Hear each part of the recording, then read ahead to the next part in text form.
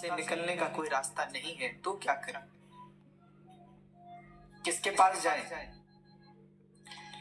तो युधिष्ठिर जी की कथा से यह शिक्षा मिलती है, उस समय किसी के पास ना जाएं। किसके पास जाएं? अरे भगवान के पास जाएं। क्यों? क्योंकि आपके हर प्रश्न का समाधान किसके पास है? भगवान के पास है। संसार में ऐसा कोई प्रश्न नहीं जिसका उत्तर श्री कृष्ण के पास है। इसलिए जब दुख हो, चिंता हो, विपत्ति हो, कष्ट हो, सीधे भगवान के पास जाके बैठ जाए। अपने मंदिर में, आपके घर में जो मंदिर है, मंदिर का दरवाजा लगा लो, एकांत में भगवान के पास बैठो। उनके पास रोना भी है तो खूब रो, उनसे कुछ कहना भी है तो खूब कहो। आप पाएंगे कि थोड़ी देर बैठ करके ही आपका हृदय बिल्कुल निर्मल सा हो जाएगा। तो युधिष्ठिर जी आज भगवान के पास आए हैं, अर्धरात्रि में भगवान के पास पहुंचे, लेकिन ध्यान करते हुए कृष्ण को देखकर युधिष्ठिर जी के मन में संशय हो गया। युधिष्ठिर जी ने देखा कि भगवान तो ध्यान कर रहे हैं, नेत्र बंद करके बैठे हैं। युधिष्ठिर जी के मन में आया कि बताओ, मैं तो आया था प्रश्न का समाधान करने, इन्होंने एक प्रश्न और खड़ा कर दिया। ये किसका ध्यान कर रहे हैं? हमने तो सुना था कि कृष्णाय वासुदेवाय देवकी नंदनाय च नंदगोपकुमाराय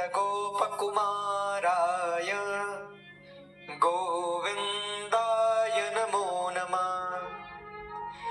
वसुदेवसुतं देवं कंसचाडूरमर्दनं देवकी परमानन्दं कृष्णं वन्दे जगद्गुरुम्। कृष्णं नारायणं वन्दे, कृष्णं वन्दे प्रथासुतम्।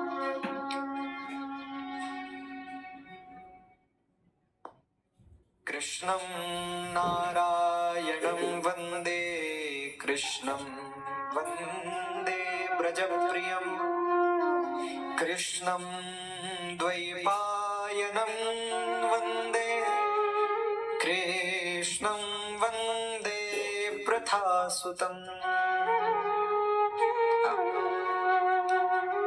हमने सुना था ईश्वर कृष्ण जो है ना,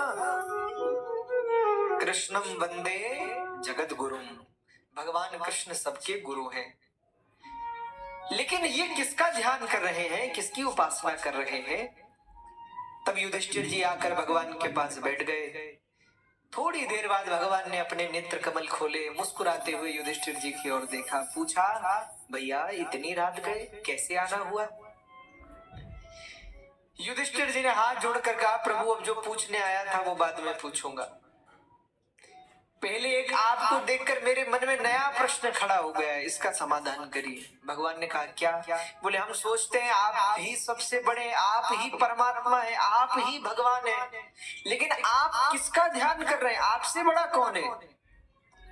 तो भगवान मुस्कुराए और मुस्कुरा कर बोले, युधिष्ठिर जी मुझसे भी बड़े कोई है।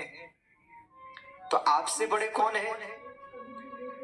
युधिष्ठिर जी बोले, महाराज